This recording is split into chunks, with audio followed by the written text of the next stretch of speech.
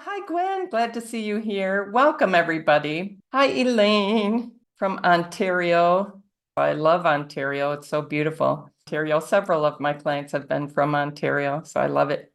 All right, welcome to the 5-day challenge to a slender, healthy eating psychology. I'm just getting ready to do a presentation at the American Psychological Association to psychologists on how they can help their clients embrace a healthy eating psychology. And I'm always trying to make it clear, and this is a big part of what I'm talking about today, when we feel like we know what healthy eating is, and I would say probably 80 or 90% of the people that come to me, they're smart, successful women, mostly in their 50s and 60s, and they say, I know how to eat healthy. I already know how healthy eating works. They'll often say it's just not working, or I can't do it consistently enough, or I have cravings for the less nutritious stuff, etc.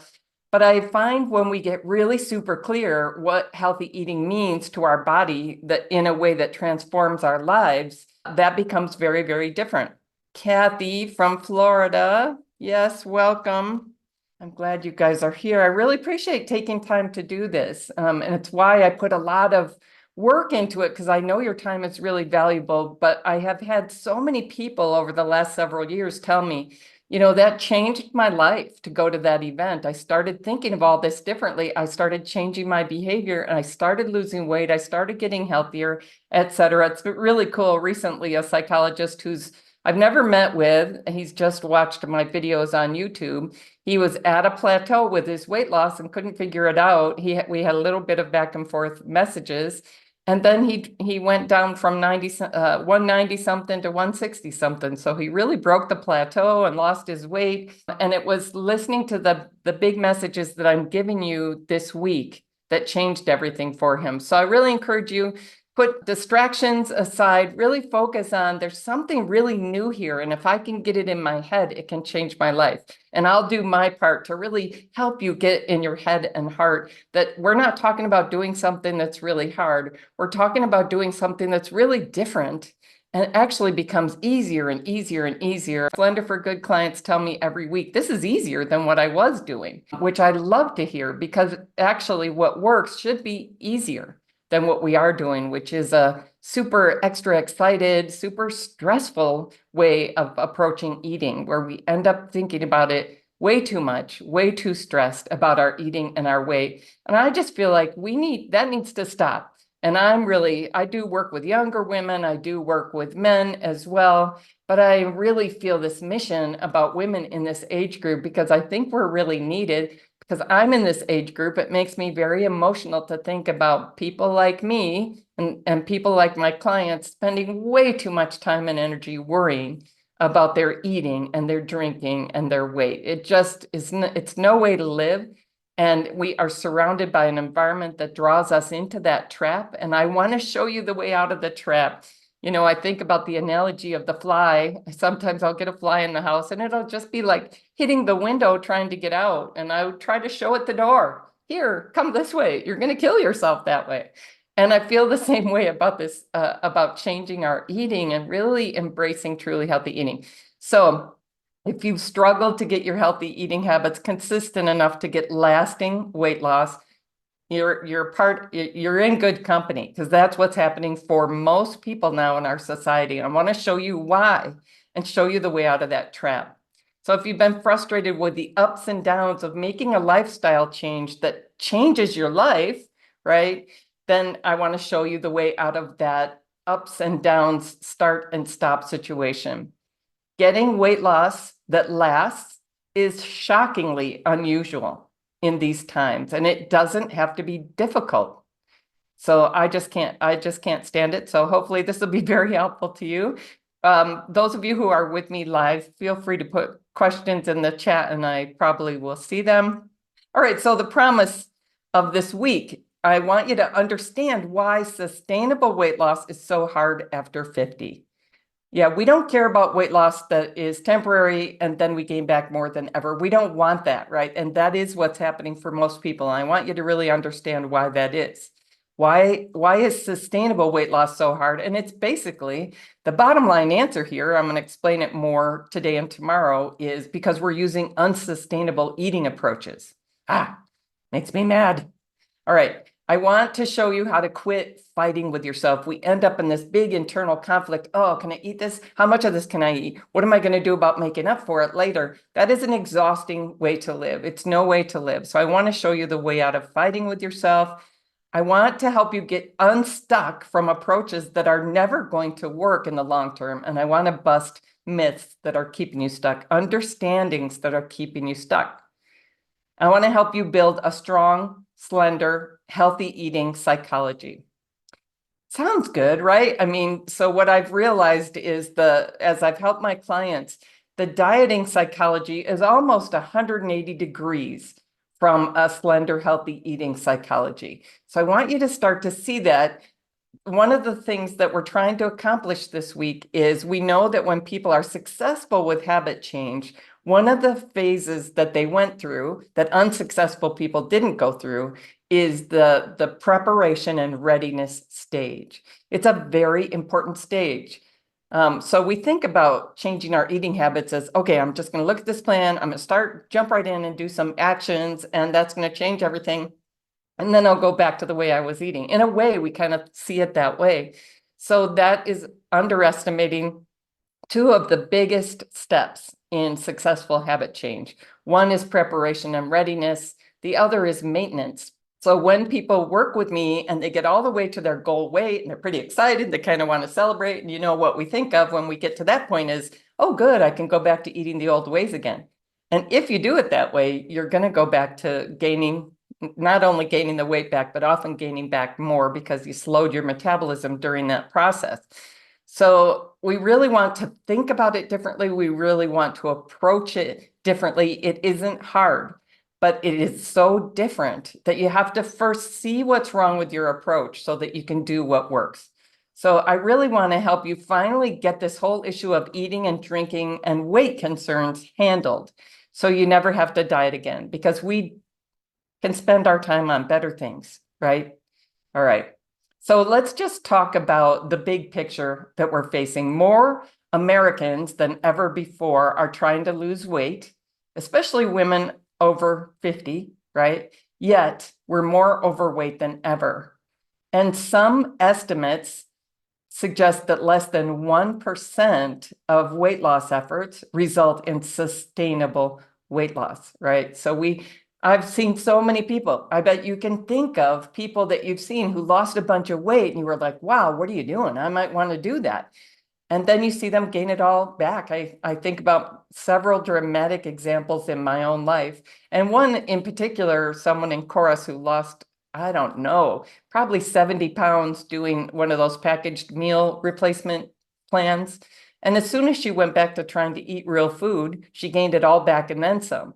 Not only that, but she developed all the chronic diseases, I think it was, so diabetes, heart disease, and dementia in the next several years. So it's not just that we don't look as good when we're carrying this extra weight, it's that this kind of weight gain we're experiencing with the diet that we have is actually contributing to this package of the chronic diseases of aging, right? So cardiometabolic diseases that can make us sick the last 10 years of our lives. Now, the other picture here, I think it was 1960 or 1970 on a beach. Most people, well, when I was growing up in the 60s and 70s, most people were not overweight or obese. Now, most people are overweight or obese, more than 80% of us, and it's just been climbing and climbing and climbing as we've been doing more dieting. I really want you to understand this because you're going to get pulled back to dieting.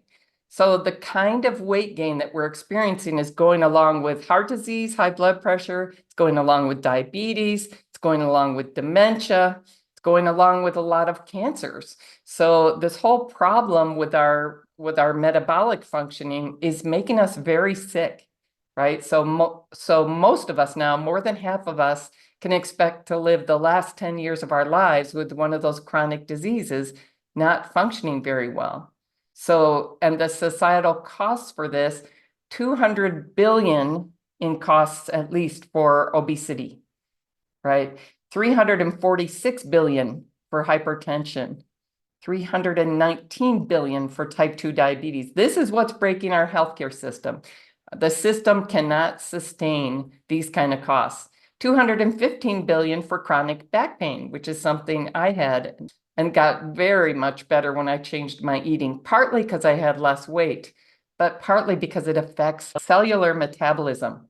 So UCLA researchers looked at, okay, who cares about weight loss that doesn't last? Let's look for diets that produce lasting weight loss, that produce sustainable weight loss. If we look at people 2 or 3 years down the road, they have kept the weight off.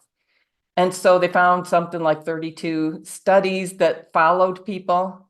And the conclusion was, this doesn't work. This does not work. People do not keep the weight off.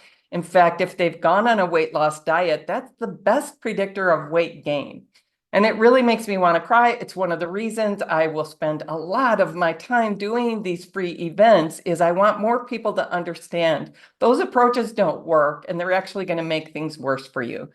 One of the great examples is the Biggest Loser program, I think was on for 20 or 30 years, a long, long time. And people did like this dramatic kind of weight loss by doing dramatic cuts in their calories and dramatic increases in their exercise. So they did all the things and somebody's there practically whipping them into it, right?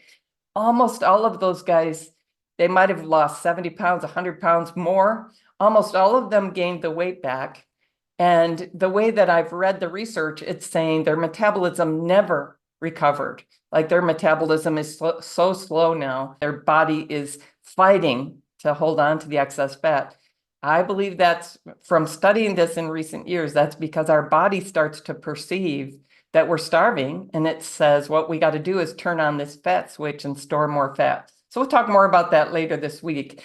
But calorie cutting, eat less, exercise more, starving ourselves. This is a 100-year-old approach that you can see in your own life. You can see in the research doesn't work. It's not the best way to get sustainable weight loss. It's an unsustainable approach. And I'm going to tell you more about why later this week, but it's not our fault. We live in times and in an environment that is misleading us about what's healthy to eat, and it's misleading us about how to lose weight all the time. So if you hold this, I'm pretty sure I have to eat less and exercise more idea close to your heart, I can never give you a breakthrough with your health or your weight. I have to help knock that idea out of your head. I know my saying it may not knock it out of your head, but I really want to show you this week. All right, I see there's something in the chat. Gwen, I had a friend who did the Biggest Loser. They lost some weight, but did have a heart attack a couple years later at 45. Yeah, it's hard on our heart. Well, weight loss is hard on our body. And in some ways, you're going to feel that if you start losing weight. You might feel a little more tired. You might feel like, wow, I'm really going through something. We don't want to do this over and over and over. We want to do this once in the most healthy way possible and be done with it and just eat that way the rest of our lives. Makes sense, right? It's really not what's being promoted. All right, so that's the big picture. I just talked about this big study that was done at UCLA, and looking at these studies that did look at long-term outcomes, the conclusion was there is not evidence that dieting results in health improvements or even sustained weight loss. So I'm going to explain more of why it's an unsustainable approach later in the week, but you can feel it when you think about, oh, as soon as I start thinking about dieting, I'm going to have to starve myself. I'm going to be hungry. It's going to be miserable. I'm going to feel deprived. I'm going to have to turn down the things I love, but I'm just going to do it temporarily. All of those mindsets are going to lead you to terrible results. Our basic eating approach starts out very wrong, and that's part of what I'm going to teach you this week. What we think is healthy eating is not. I'm going to tell you why that is. So we're eating basically very wrong.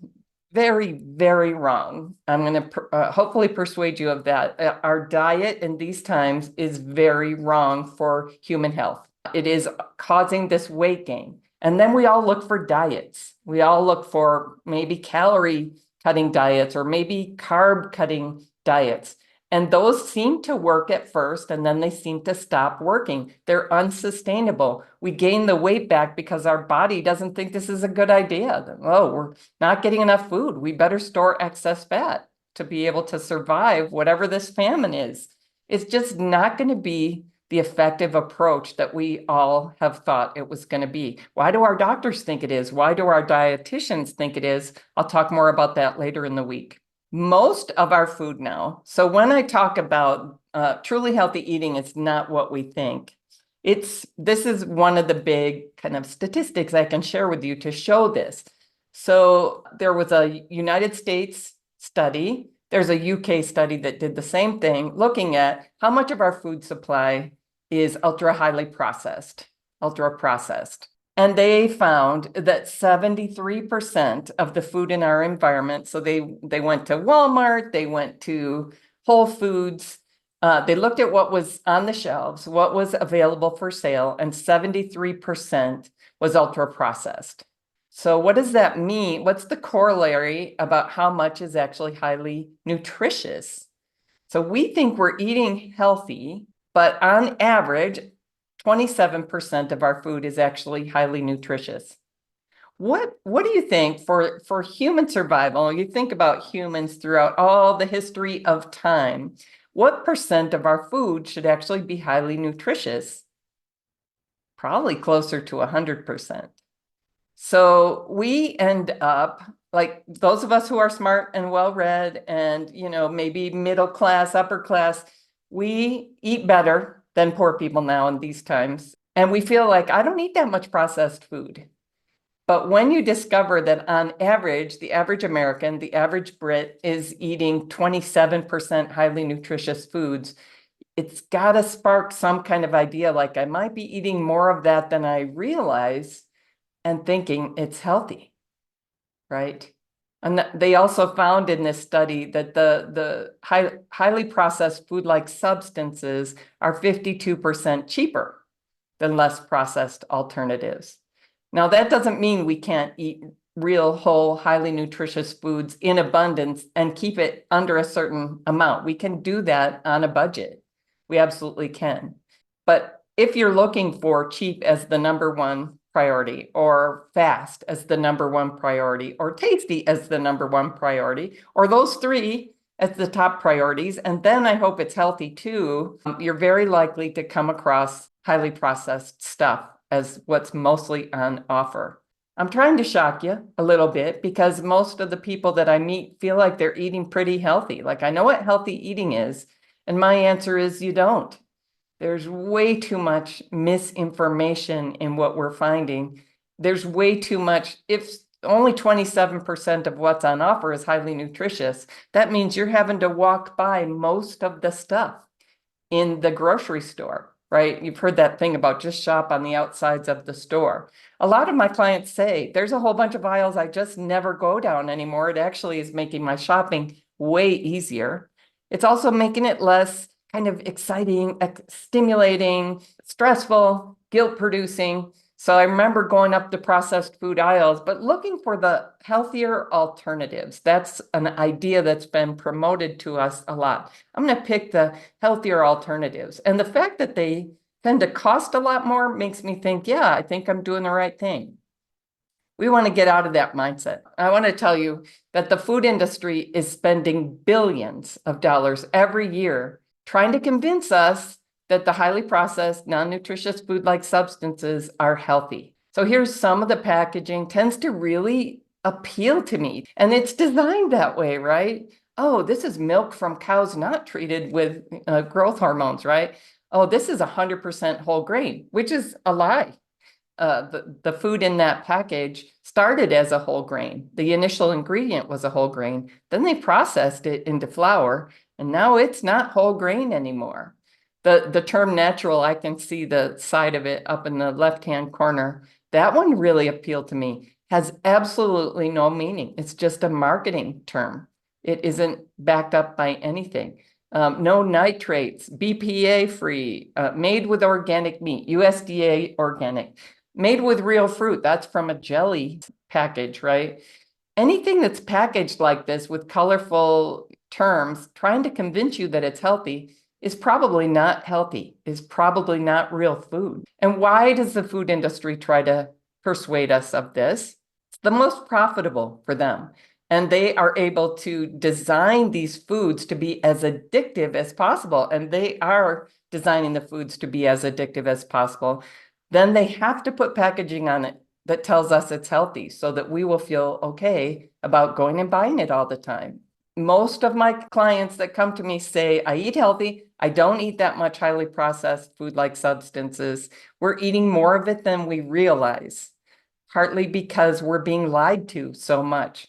So I think the last I saw, the food industry invests $14 billion every year just in the United States to convince us, primarily, they're trying to convince us that non-nutritious foods are healthy. They are also spending lots of millions and billions on influencing the government, what the government teaches us, influencing what doctors understand healthy eating is, influencing what dietitians and nutritionists study in school, right? So they have all this, they're spending so much money keeping us eating the most addictive, low quality foods. So the bottom line here is our food environment is full of low quality foods, of poor nutrition, and then it promotes them as healthy. So even those of us who are smart and well read, what are you reading, right? I was reading popular stuff. I was trying to read the better articles. I was trying to read the books that seemed more credible, but most of what I was finding out there was leading me into these kinds of traps. It really required me to go straight to the research myself. And even the research, the food industry spends a lot of money doing a lot of that research, proving, look, see, it's healthy. We can prove it's healthy. So I know to look at who funded this research, what are the conflicts of interest, et cetera. But even then, I have to know that the research literature is flooded with articles that are funded by the food industry. So even those of us who are really smart and well-read and devoted ourselves to healthy eating for years have so much misinformation in our heads because we grew up in these times. We've lived in this, what I call deranged food environment our whole lives. So we end up eating more processed, non-nutritious food-like substances than we realize. And we end up eating far too little of the highly nutritious foods. So this is why our society is overweight. This is why it seems normal to develop high blood pressure, heart disease, or diabetes in our 60s or even earlier.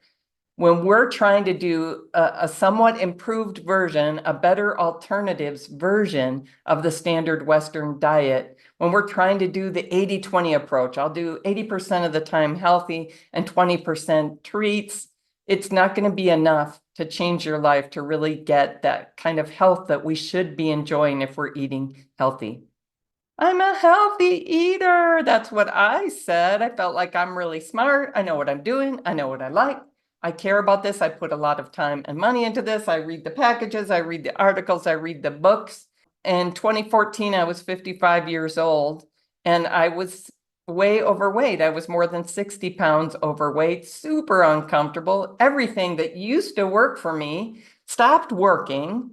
I felt like I ate pretty healthy. Yes, I had wine at night and I had candy, but it wasn't candy. It was dark chocolate. And I had this amazing bread all the time. And I just didn't know. And eventually, because I'm trained in evidence-based practices, I realized I'm not so clear about my eating approach that I could write it up in a manual, that I could measure how faithful I am to this eating approach. It's more of a, I'll see how I feel when I get there kind of situation, right? So if the average person is only eating 23% highly nutritious foods, I might have been doing way better than them. I might have been eating 50% highly nutritious foods. But there's a whole bunch of other foods I considered pretty healthy alternatives that were not helping me, that were leading me not only to 60 pounds overweight, but chronic pain and inflammation that I was having to take more and more medications for. I was barely able to walk by that point. I couldn't go for a walk for fun anymore because of inflammation in my feet. I also had prediabetes, and it was really going and working in nursing homes and seeing that most of those people are in there due to something caused by eating or drinking. And it's too late for them. They're not going to be able to turn this around. Now they need somebody to carry them to the bathroom, to give them a shower, etc. They can't fix it anymore. And I felt like that's where I'm headed. That's where I'm headed. Most of them were not that much older than me. So I felt like by the time I'm 65, I'll be in a nursing home. Well, now I'm 65. I feel so much better. All these things turned around for me when I embraced a truly healthy eating approach. I had to kind of get it through my head.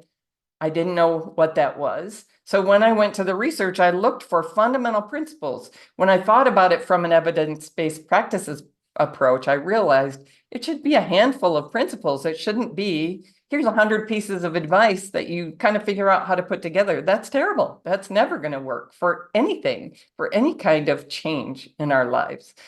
So I was looking for really key fundamental principles that would change everything, that predictably and reliably give weight loss, that predictably and reliably correlate with reduced risk of high blood pressure and heart disease and diabetes and dementia and cancer, etc. And I found them, and it turned out it's not hard to eat that way, and it makes total sense. And that's what I teach my clients to do in the Slender for Good program.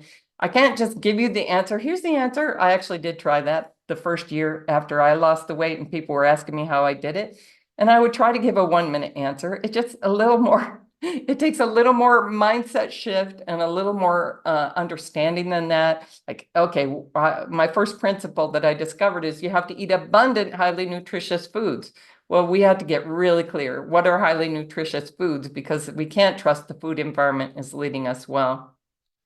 We have to get really clear what abundant means. And it's a lot more than people think. So even if I'm eating way better than other people, and that's only 50% highly nutritious foods, I'm never going to get there by changing that. It might make some improvements in my health, but I wasn't going to turn around the situation where I thought I was headed for the nursing home. So eating better than other people, eating healthy alternatives according to the food environment, according to the Cosmopolitan article, etc., is not going to get us results.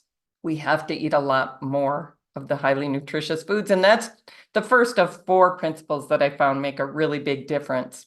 So what works for natural weight loss that lasts is what I call truly healthy eating. And we talk about it in my program. We were just talking about it this morning. What people think is healthy eating is not. It's not even close. So I use this term, truly healthy eating. I use the term in my program, slender way eating. It's very clear. It's very specific. You can tell whether you're doing it or not. And it's proven to make all those changes in people's lives. So here's just here's me and a few of my clients. So what works that lasts is truly healthy eating. It's very different from what we're doing. I know it sounds too simple. I know it sounds like something we already know, but I hope you've got an inkling now, and I'll give you more this week, of how what we know is wrong. So what I want to invite you to do is bust out of that mindset that I already eat pretty healthy. So you need to take a beginner's mindset. So what I finally realized is I think I know how to eat healthy. I'm really scared of what I'm going to find out that I have to change. I don't want to change this. I don't want to change this. I really believe in that. I really wanted to wipe the slate clean a little bit and say, okay, let's assume you don't know what healthy eating is. Let's assume you don't know how to lose weight, even though for years you thought you did, you thought you had it figured out. I need to take a beginner's mindset. I don't know super clearly, super spelled out exactly how to eat to get the results I want for my health and my weight. I had to take a beginner's mindset. And, as a scientist, I'm trained to do that. I do see with my clients all the time, though, they get further into the beginner's mindset and they go, okay, I really believe this. Some of the things I really believed were wrong when I looked at the research. And it took me a while, even with my training, to go, I think my belief about this is not quite right, and I need to change it. So be ready to unlearn some of what you learned that you might really strongly believe is true, to make space for learning something new. Does this make sense? One of the things I want to recommend is that you start keeping a food journal. So start writing down what you're eating. And one of the reasons for this is we're in a trap and we're telling ourselves we already eat healthy and it's just not working. So let's start looking at, well, let's just get clear objectively, what am I eating? And then we'll explore, is this actually healthy? Is this actually contributing to the results I want, or is this actually making it difficult to get the results I want? We're highly deceived about what's healthy to eat. And then the research shows when it comes to the non-nutritious things that we consider treats, we fool ourselves. And even in research conditions, when we know people are looking at us, we know that they're testing whether we accurately report what we're eating. Even in those conditions, we consistently, predictably underreport eating the non-nutritious stuff. So keeping a food journal, that's something most of us have to do for our whole lives, but it can be a first step to recognizing I might be eating a bunch of things. And in fact, if you have a lot of excitement about them, if you feel a lot of defensiveness about them, that may be an indication that those are non-nutritious food-like substances, that they're cravingful. When we feel really defensive, but for me, part of it was wine. Well, I'm not going to count the wine that I drink. That's just starting to get embarrassing, right? So keeping a food journal and just getting really honest with yourself and really objective. What actually am I eating? And then I can look at, is this helping my weight or hurting my weight? Is this helping my blood pressure or hurting my blood pressure? Is this helping my blood sugar or hurting it, etc.? So we really want to get out of being deceived. We really want to put aside the hoping and believing we have it figured out and really be open to learning what parts you have wrong, even if you firmly believe them, right? So notice if there are things you don't want to write down in your food journal. And then what I encourage you to do when you write the food down, maybe do this for a couple days, maybe do this for a week, go back and circle anything that got broken down by processing. So I'm not talking about cooking. I'm talking about, okay, if I look at the bread that started as wheat, and then it became flour. It was broken down. The fiber was broken out of the food to make it more palatable, to make it easier to eat. That's processing. All right. Before they even put additives into it, a lot of the additives are preservatives because once you break down the food, it starts going bad, right? So I want to encourage you to stay to the end to transform the mindsets that are keeping you stuck, keeping you doing what doesn't work. And tomorrow, I'm really going to go into why eat less and exercise more is terrible advice. And as I've said today, it's because it's unsustainable. It doesn't work for your body. Your body's going to fight back against this approach. So I want to put together for you how we put the right eating approach together. How does that come together? How different is that from what you've been doing?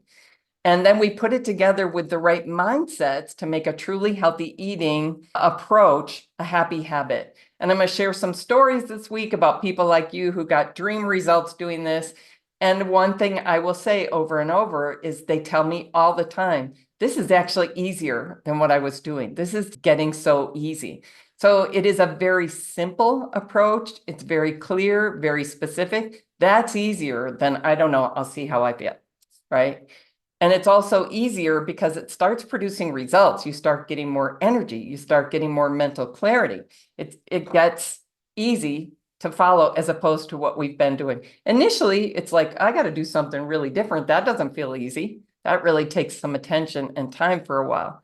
But people almost always in Slender for Good turn a corner where they say, this is actually easy. I love hearing that. And I love repeating it to you because it really is not about having to do something that's really hard. It feels challenging at first. I hope it makes sense. I hope you feel excited. I hope you feel a little hopeful. All right. See you tomorrow. Take care.